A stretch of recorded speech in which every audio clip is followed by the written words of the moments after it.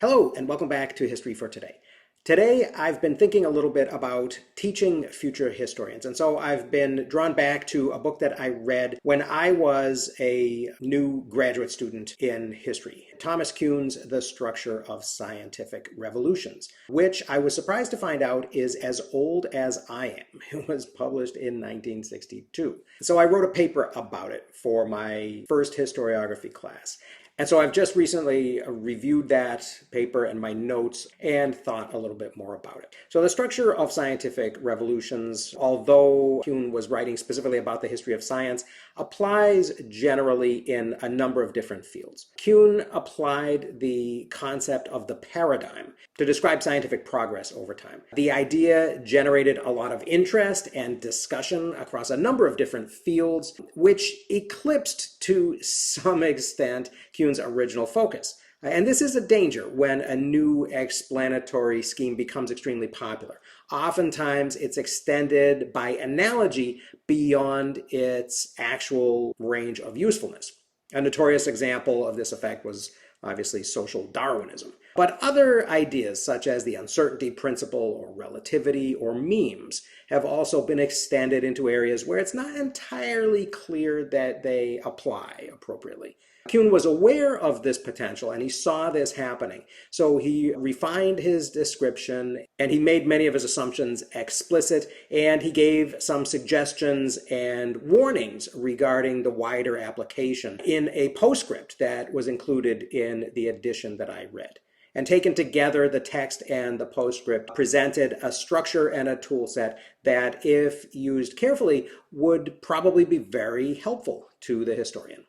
Kuhn's thesis was that scientific progress does not actually proceed cumulatively, but rather oscillates between stable periods of what he calls normal science, during which scientists elaborate and extend a single dominant paradigm, and then revolutionary breaks, when the existing paradigm fails and is abandoned in favor of a new one.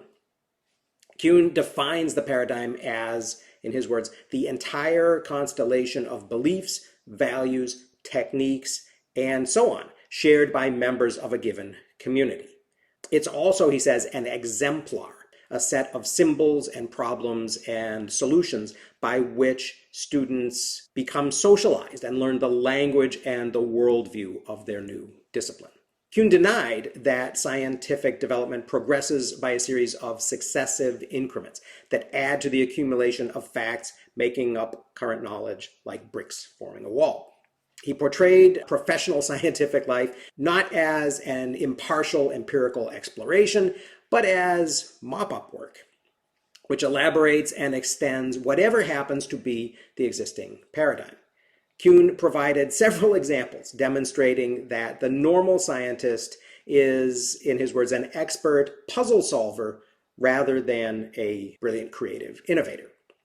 Sharing a paradigm allows a scientific community to take the foundations of their field for granted, resulting in highly refined answers to the most elaborately esoteric problems. And a lot of the time, that is exactly what science needs. Periods of normal science, though, are interrupted when anomalies between observations and the expectations suggested by the paradigm begin to demonstrate the weakness of a paradigm.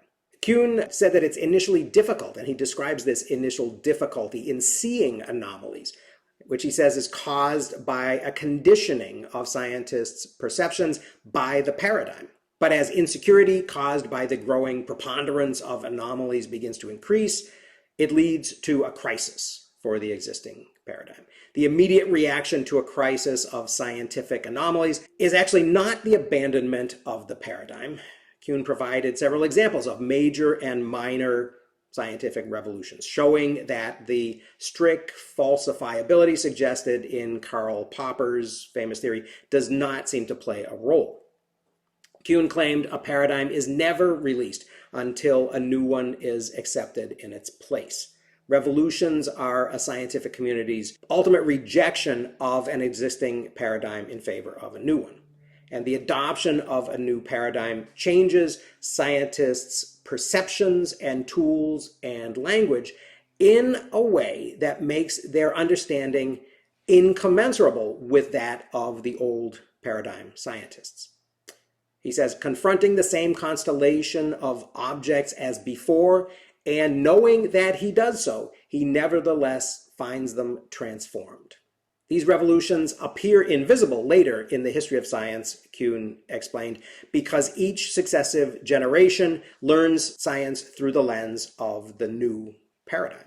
In what I think of as kind of a postmodern turn, Kuhn argued that scientific paradigm choices are ultimately made through a conversion experience, rather than through the agreement of a particular paradigm with observation of nature. Because he says nature cannot be seen except through a paradigm.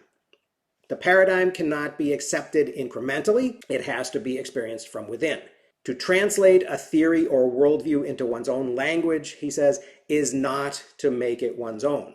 For that, one must go native, discover that one is thinking and working in, not simply translating out of, a language that was previously foreign. Now, this is a big claim.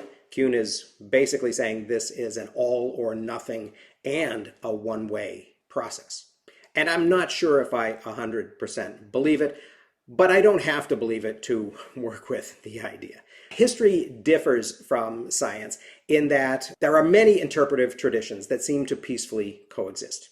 On the other hand, it could be argued that each particular historiographic tradition functions as a separate paradigm to a degree that is probably worth exploring, even if it's less of a degree than in the absolute sense that Kuhn has claimed for science.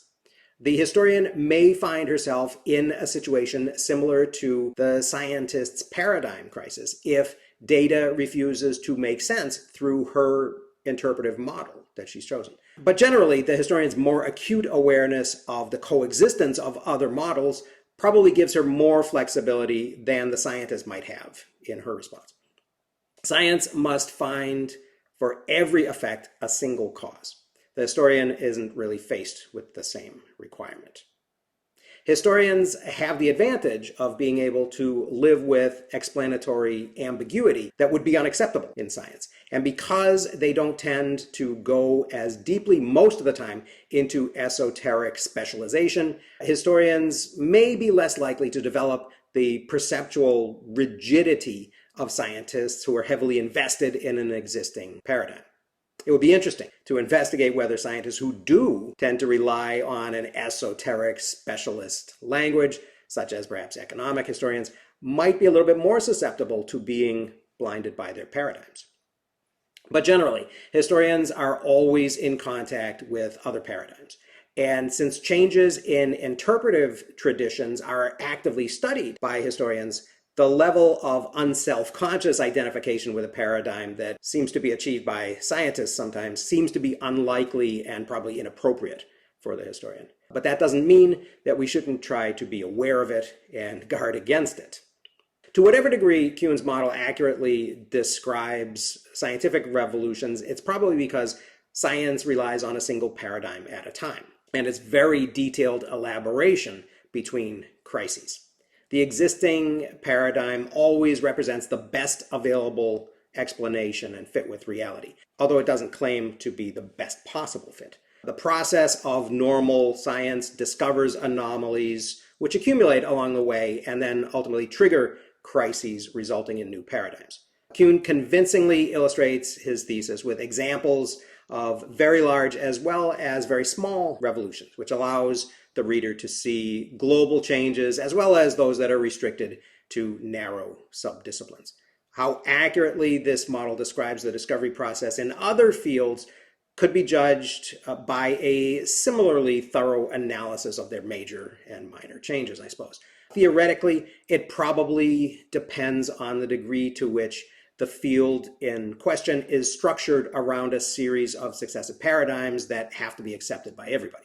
Historians generally don't seem to need a series of unanimously held paradigms that preserve the problem-solving capabilities while changing the worldview of the predecessor paradigm. Public or popular history, on the other hand, may be a different issue and should probably be looked at separately.